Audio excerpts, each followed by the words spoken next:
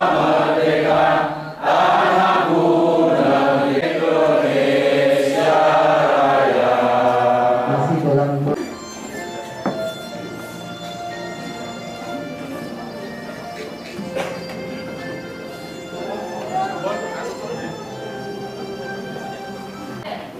Bismillahirrahmanirrahim. Assalamualaikum warahmatullahi wabarakatuh.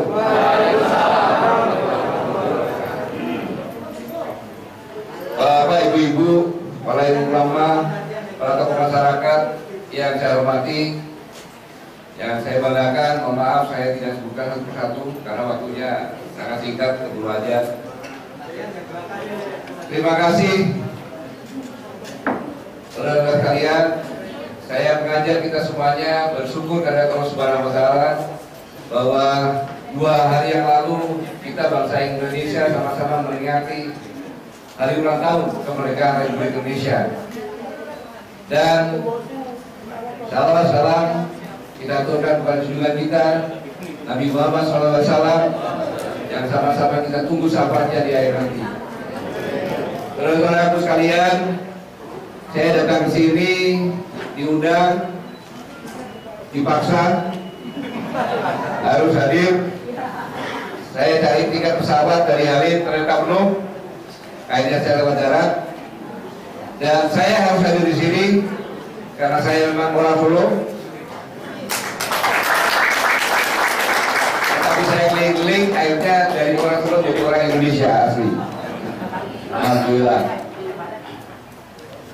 Orang bertanya, kenapa kok saya ikut-ikutan di kami? Ikut-ikutan di kami. Sebenarnya bukan ikut-ikutan.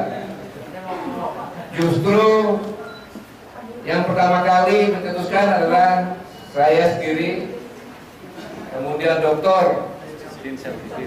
Batiar Hamzah, mantan Menteri Sosial, kemudian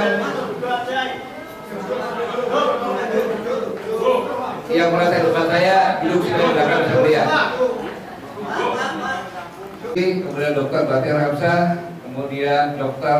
MS Kaban, mantan Menteri Kehutanan, kemudian ada Profesor Rahmat Wahab, ini beliau adalah ketua, saya bilang gampangnya ketua yang muda lurus, Pak. Kemudian Profesor Din Sabudin, kemudian ada Ibu Profesor Husnul, dan anak-anak mudanya ada Dr. Yani, kemudian Dr. Kadena Nenggolan, kemudian Abdul dan lain sebagainya. Ini yang pertama kali. Latar belakangnya apa? Latar belakangnya jujur saya sudah tidak menepati janji saya. Karena pada saat saya menjelang pensiun saya berjanji bahwa saya akan membalas keberadaan saya terhadap anak istri dan cucu saya.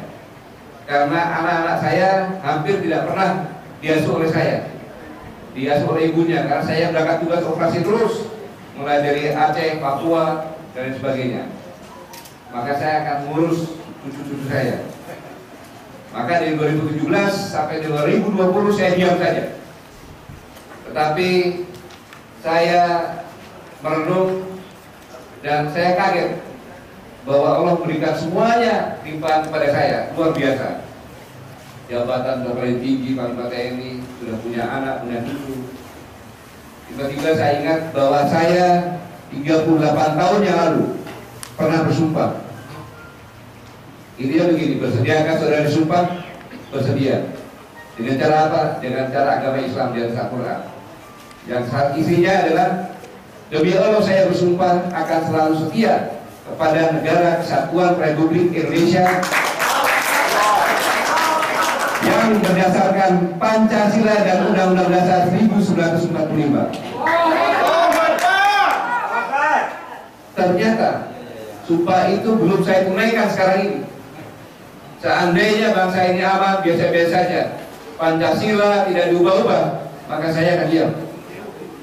Tetapi manakala ada RUU haluan ideologi negara yang akan merubah Pancasila menjadi Trisila bahkan Ekasila, maka saya harus kembali berjuang. Mengapa? Umur saya 60 tahun, sehingga kalau orang itu sudah mendekati maghrib,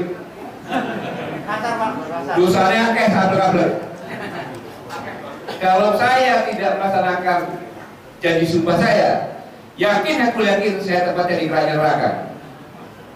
Maka saya harus bangkit untuk kelak di kemudian hari pada masa apabila saya ditanya, saya sudah berusaha untuk berjuang dan saya berjuang bersama-sama.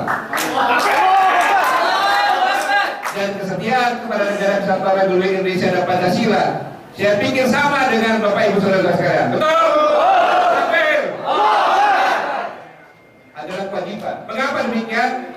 Bayangkan, 300 tahun lebih bangsa ini berjuang, mengorbankan tenaga, pikiran, keringat, darah, dan nyawa. Mereka begitu berjuang dulu tanpa minta apa-apa, hanya ingin anak cucunya bisa hidup merdeka, tidak hidup terhina jajah. Inilah yang sama-sama harus kita selamatkan. Makanya kami, Persatuan Aksi Menyelamatkan Indonesia, porosnya intinya ada gerakan moral. Karena politik kalau tidak bermoral akan sangat berbahaya. Terjadi politik transaksi karena tidak ada moral. Kemudian politik moral adalah politik yang meluruskan cita-cita bangsa Indonesia. Itu politik moral.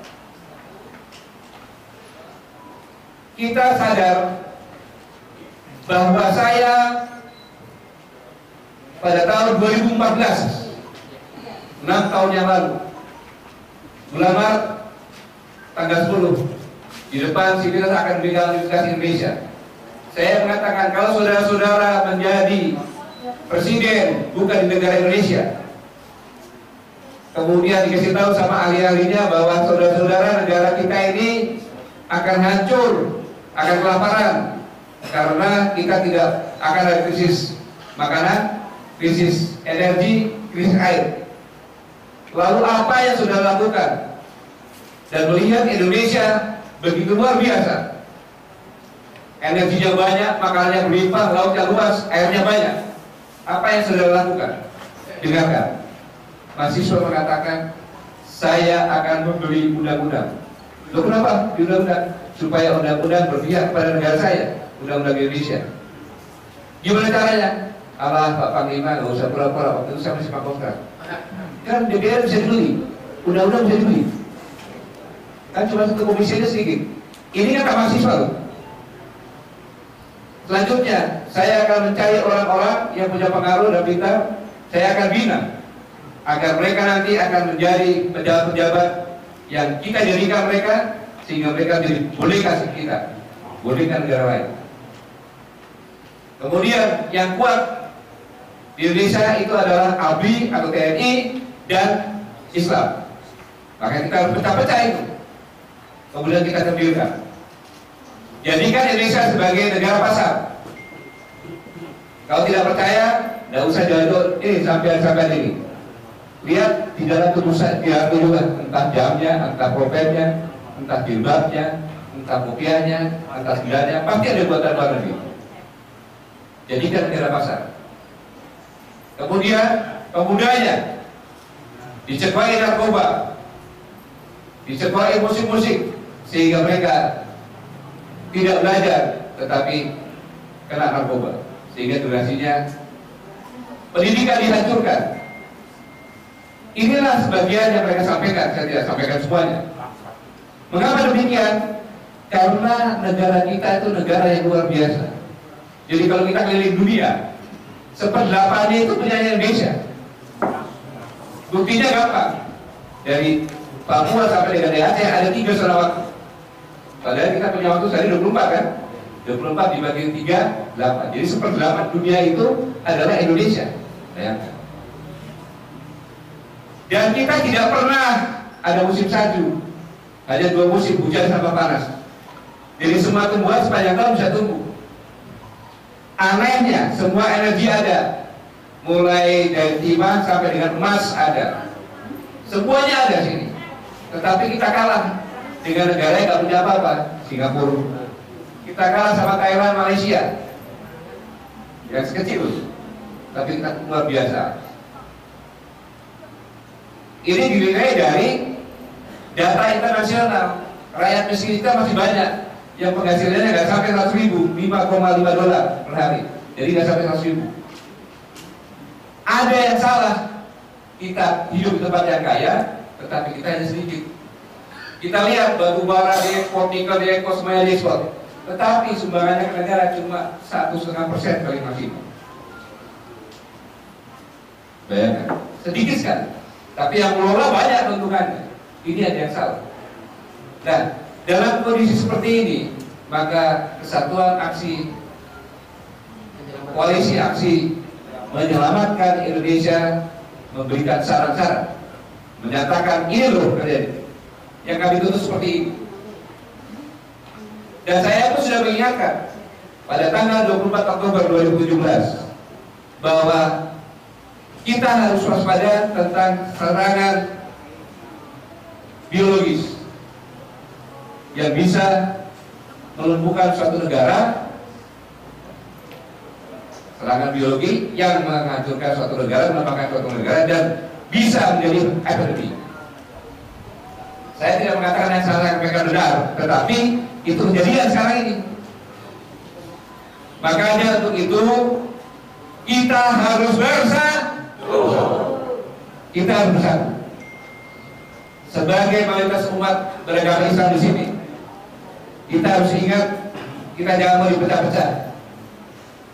Sedikit saya ingatkan sejarah bahwa tahun 1880-an itu ada seorang ngasuh dalam pulau yang namanya Muhammad Darwis.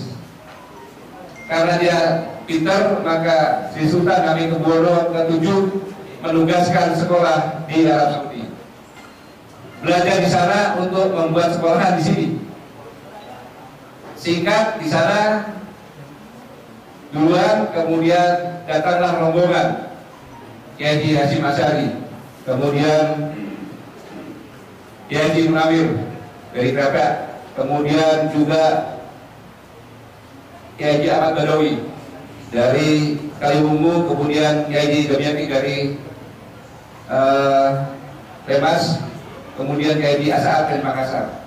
Mereka bertemu di sana, sama-sama orang muda Indonesia yang cerdas, habis Quran, bicara. Kok di sini semua orang hidupnya sama semuanya, nggak dibeda-bedakan. Tapi kita kok di Indonesia dibeda-bedakan karena kita terjajah, nggak dianggap sebagai manusia kita di negara kita. Maka kita harus berjuang. Nah, kebetulan Muhammad Darwis ini menyampaikan, saya dapat tugas untuk belajar sini, untuk ngajar. Karena perjuangan 350 tahun tidak punya hasil karena bersifat daerah dan tidak pakai intelektual. Maka perjuangan harus dari intelektual atau kepandaian. Maka Muhammad Darwis pulang, lapor kepada Sultan Hamengkubuwono ke-7.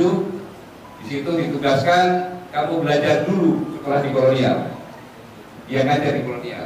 Setelah kembali, Darwis, kamu sekarang membuat sekolah-sekolah di Kaluman, menyebar luas.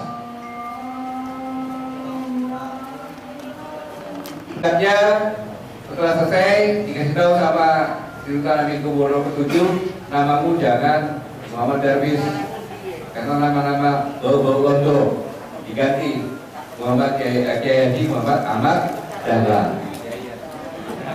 Kiai Ahmad Dahlan panggilannya. Nah, terus bikinlah sekolah di Kaluman, tiba-tiba menyebar sampai ke Nusantara. Nah, tidak lama kemudian kembalilah Kiai Haji Hasyim Asy'ari, langsung diserahkan bahwa saya sudah mendidik, yang dididik itu sudah 14 tahun, jadi sudah siap berjuang. Lahirlah Nahdlatul Ulama. NU, kalau Pak Rahmat kalau salah di NU adalah organisasi perjuangan. NU adalah organisasi perjuangan. Jadi NU berdiri itu belum ada umat NU. Yang Muhammadiyah inilah yang menjadi umat NU. Yang berjuang ya orang Muhammadiyah dengan nama Nahdlatul Ulama. Buktinya pertama kali berjuang, yang perjuangan adalah melawan budaya Belanda, Rakyat latihan budaya bangsa. Kemudian menyatukan umat semuanya, maka lahirlah Sumpah Pemuda. Berbangsa satu, berbahasa satu, bertanah air satu. Setelah itu baru dibuat divisi-divisi perjuangan Islam, macam-macam. Maka hanya perlu waktu 17 tahun bisa merdeka. Jadi yang saya katakan bahwa perjuangan di Indonesia ini adalah tidak akan lepas. Semuanya berjuang, kalau nggak dipimpin ulama mana berani berjuang, mana berani berjihad. Maka buktinya begitu pertama kali tentara keamanan rakyat ada, panglimanya adalah Jenderal Sudirman. Itu adalah guru dari Muhammad. Iya. Kesini dipisah-pisah antara NU sama Muhammad. Iya. Nggak boleh.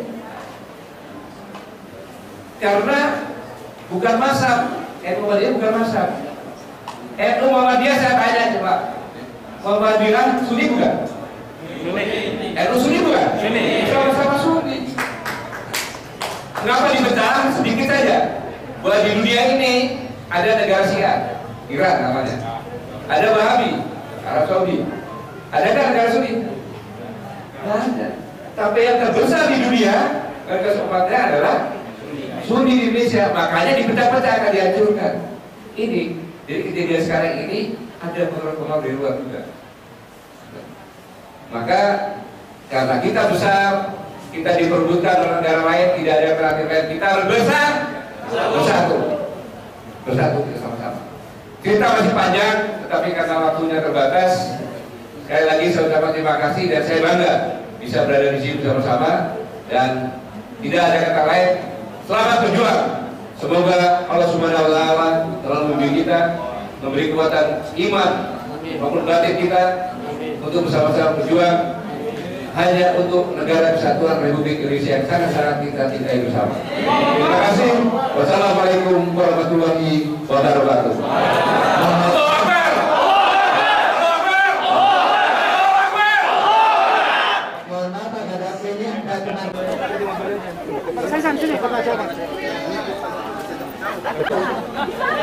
Questo non te lo vedo più.